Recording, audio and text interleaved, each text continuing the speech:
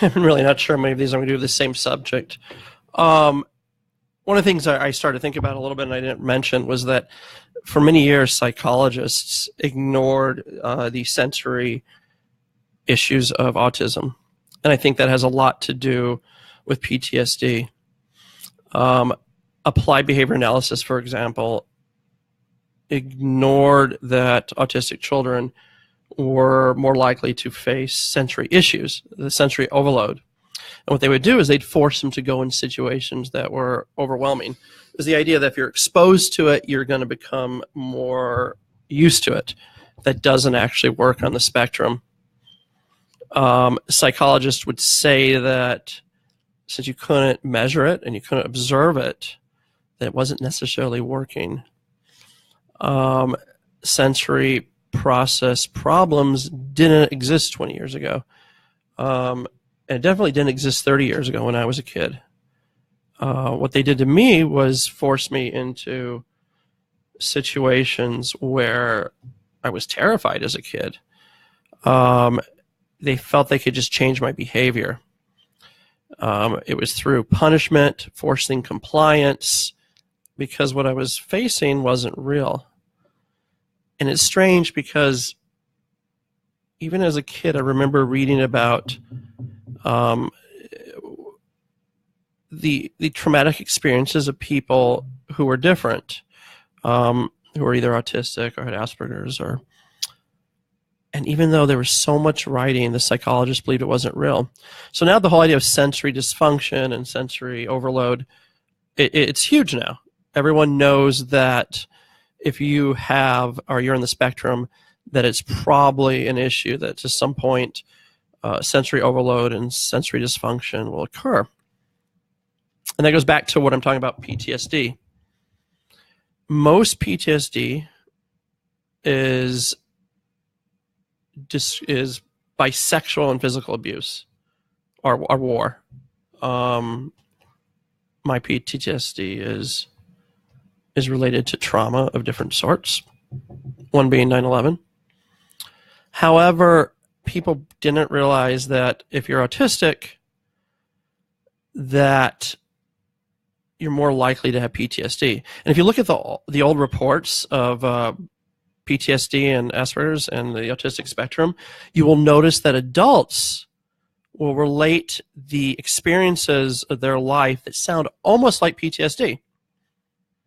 The results in the brain chemistry and the structural changes may have actually occurred before PTSD, meaning that their brain is more likely to have PTSD. The way that a person autistic brain works is slightly different. The general anxiety, the depression, the isolation, the panic attacks, and the rage that sometimes occurs from autism already exists.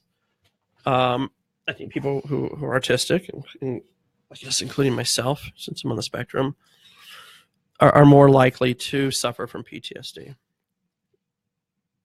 And one of the problems we have is that people on the spectrum who are nonverbal don't even know how to communicate what's going on. There's this sensory bombardment, and the child feels, or the adult feels, overwhelmed, and they don't even know how to communicate what's going on. They're just going to scream, they're going to yell, they're in this constant fight or flight.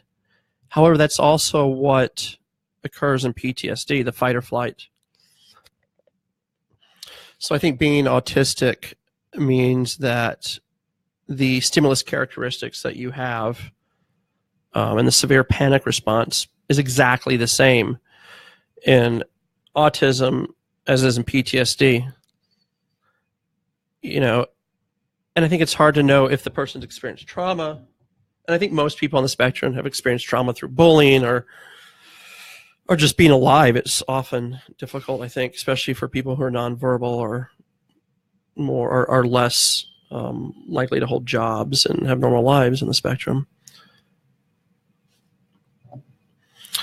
And it goes back to memories, like our memories as a child and our memories as adult are what often cause these flashbacks for both PTSD and for autism.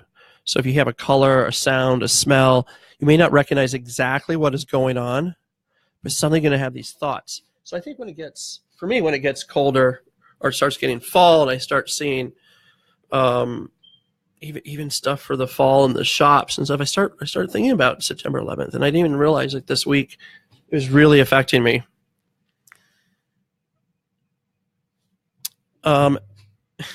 And for me, the hard part is I become really defensive. I have these like severe defensive reactions of blocking people out of my life, or not wanting to be around them, or as I mentioned before, I block like hundreds of people on Facebook because I just can't handle their drama and their what I view as stupidity. It's a very black and white thinking, and the black and white thinking, interesting, occurs both in autism and PTSD. It's easier for us to feel in control of our situations when we panic by black and white thinking. This person's a danger, this person's an idiot, this person's a bad person, you block them out of life. There's no gray area. It's not that we're not compassionate, it's just a lot of us don't have the coping skills to deal with intense experiences and criticism, or even people with different opinions. Anyway, I hope that provided some information. It was just my thoughts. Take care.